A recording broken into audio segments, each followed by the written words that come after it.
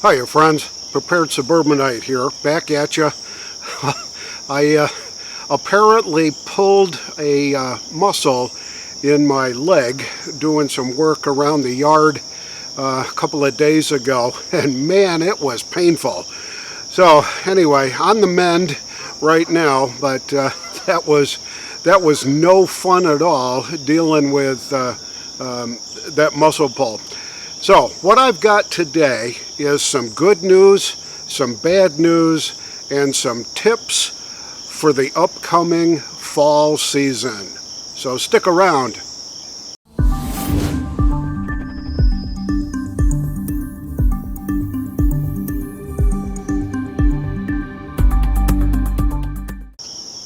So never know where to start with the good news or the bad news, but we're going to do the good news first.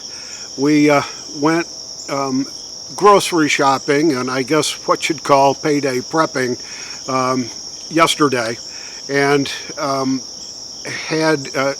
we made a visit to the local wholesale club where we do get most of our supplies and most of our bulk type groceries.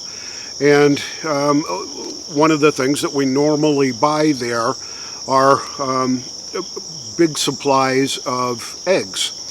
So, and we generally get 3 to 5 dozen eggs every time we go. We go maybe twice a month or so. And that keeps us going with eggs for breakfast and eggs for cooking and all that kind of stuff for about 2 weeks. So generally 3 dozen eggs will last us just about 2 weeks, or but maybe a little bit longer. And I've been tracking the price of eggs. I just picked that as a commodity that we purchase on a regular basis. So back in January of this year, we could get 3 dozen, well, we could get from the wholesale club the price per dozen at $2.16. That was on January 17th of 2022. Over the next few weeks and months or so, this is now, excuse me, this is now September 21st, the last day of official summer and the day before the first day of fall. It went to its highest at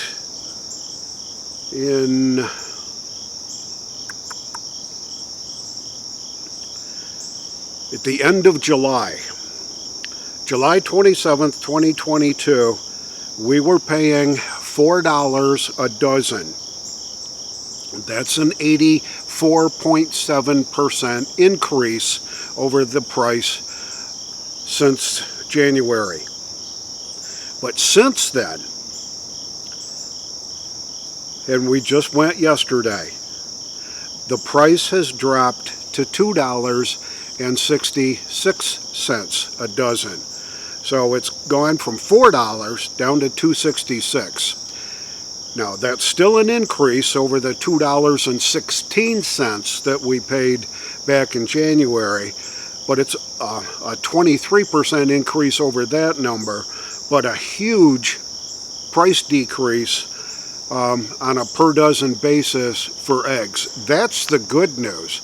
So keep your head on a swivel when you're out there looking for food, and make sure that you're tracking the things that you normally purchase so that you know when the prices are going up and when the prices are going down. And I was delighted to find that the price of eggs has gone down.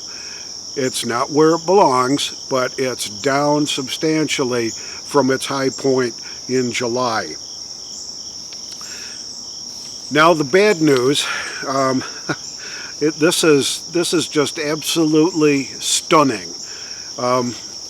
Jim Jordan said in a letter to the FBI Director Christopher Wray that the manipulative case file practice being conducted by the Bureau's Washington field office of the FBI, which was instructing local FBI offices to open up cases on their books that were in fact simply related to the Capitol breach.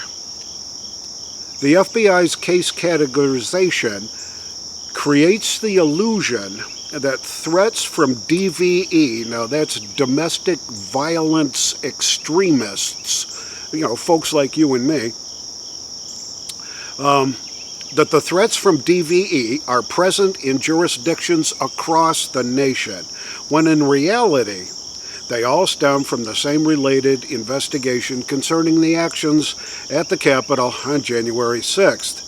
Such an artificial case categorization scheme allows the FBI leadership to misleadingly point to significant increases in DVE, domestic violence extremist threats nationwide.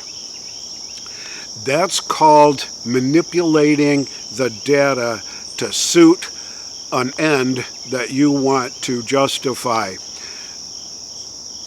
The Biden administration, the Department of Justice, and the FBI are in cahoots with themselves and with the media, and they want to target any Republican, any conservative, anybody that owns a gun, anybody that says anything out loud that the government doesn't like. They're going to, and folks on YouTube and Twitter and Facebook, they're going to categorize us as domestic violence extremists to try to prove a point.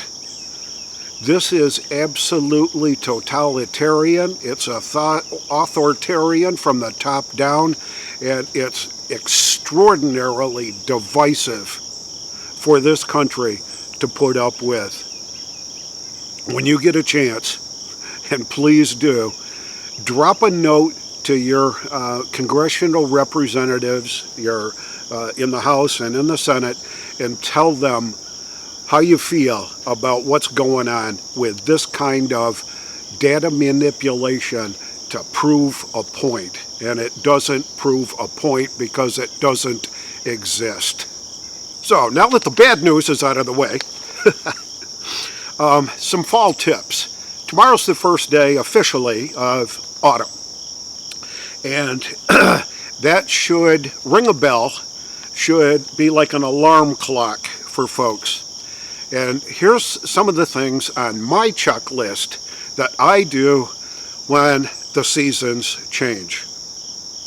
I go through all our bags, the bug out bags, get home bags, first aid kits, anything that we would normally grab to go and have with us as we travel around. It's time to check them. It's time to make seasonal adjustments to the contents of those bags, whether it's your go bag or get out bag or I'm never coming home bag, whatever it is, go take a look at the contents.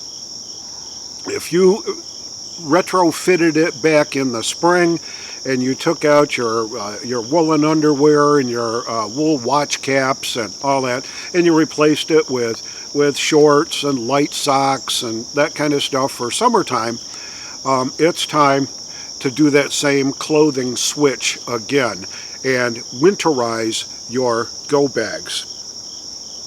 And while you're rummaging through your bags, whatever they may be, go bags, get home bags, take a look at anything that's battery powered in there.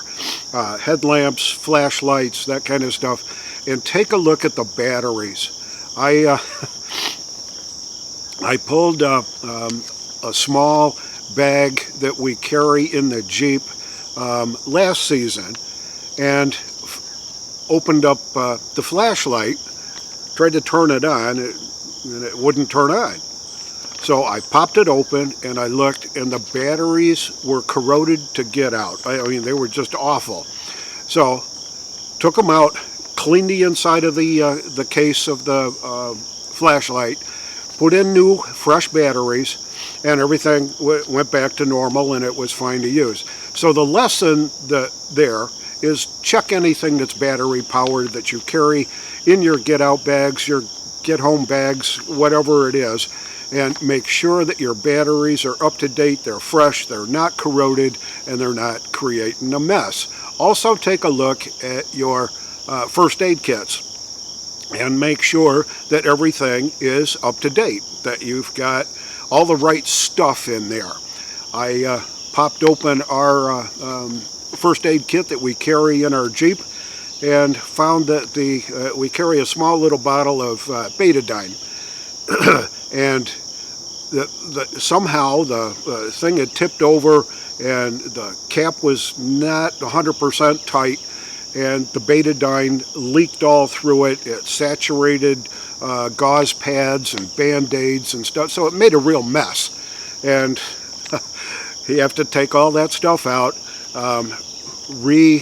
refit that whole first aid kit, find a new bottle, make sure of betadine, and make sure that you've got the cap screwed on very tight, and just make sure that you've got all the medical equipment, the first aid stuff that you need if you carry it in your vehicle or if you carry it in your go bags. Water bottles. We generally don't carry water bottles in our Jeep, but we do throw a couple in our get-out bags, get-home bags and stuff like that. So there's usually a couple bottles of water in each of our bags, and I think every 6 months or so it's time to rotate those out.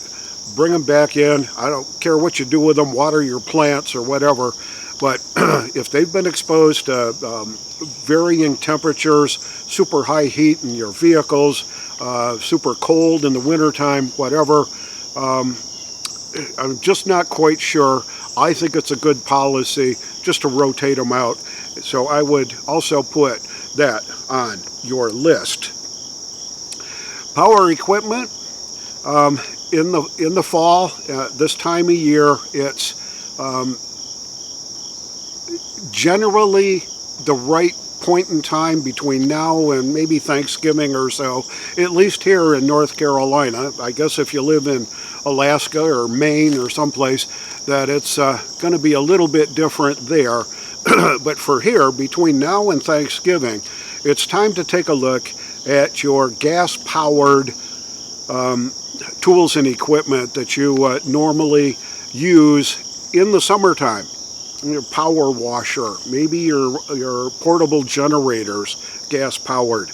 And I would suggest that you run them down, dump the old fuel, run them down, run them out of gas so that you can start fresh in the new season. Now, I wouldn't necessarily recommend you do that with equipment that you are going to use in the late fall and during the winter, like your snow blowers and chainsaws and stuff like that.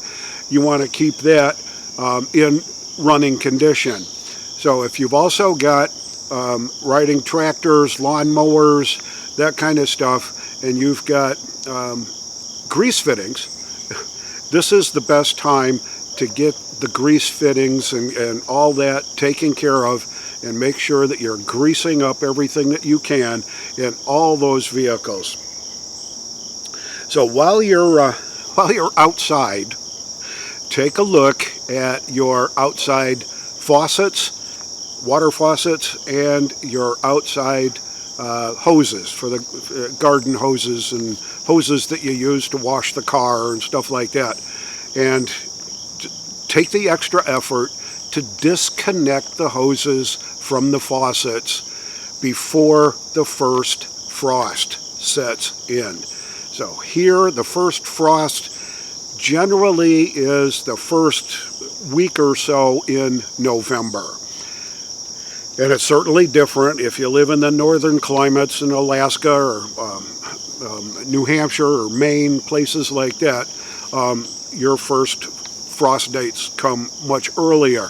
So just make sure that you unhook stuff, turn your water off, that kind of a thing. You can always turn it back on when you need it, but frozen pipes, not a pleasant kind of a thing. So it's worth just taking a quick walk around your property and disconnecting your hoses from the faucets. It's going to save you quite a bit of time. And I guess the last thing on my list, and maybe not the last thing on your list, is alternate heating. We always face power outages more often, I think, in the winter time because of the snow loads and tree branches falling and taking out power lines and all that kind of stuff. But check your alternate sources of heating. If you've got a wood stove, if you've got a fireplace, now is a good time to bring in this year's split firewood. Bring it in, stack it near your stove or your fireplace, and let it air dry in your house for a little bit, and be ready so that you're not out trying to drag in semi-wet wood while it's snowing or raining and the power's gone out and all that. So just get ahead of it a little bit when you can with your firewood. Make sure your propane tanks are filled up and topped off. The other alternate sources of heating you may use, like butane and the little propane canisters for the propane Coleman type stoves. Make sure that you've got those ready, that you've got enough of them to get you through a cold snap where you lose power for a week or even 2 weeks. So just make sure, take inventory of that, pick it up now while it may still be available, because I don't think we're going to be in the land of plenty this winter. In fact, I'm very concerned that this winter is going to be quite the training session for all of us, especially those folks that don't prep. So, my advice is be prepared always, and I'll see you all on the next video.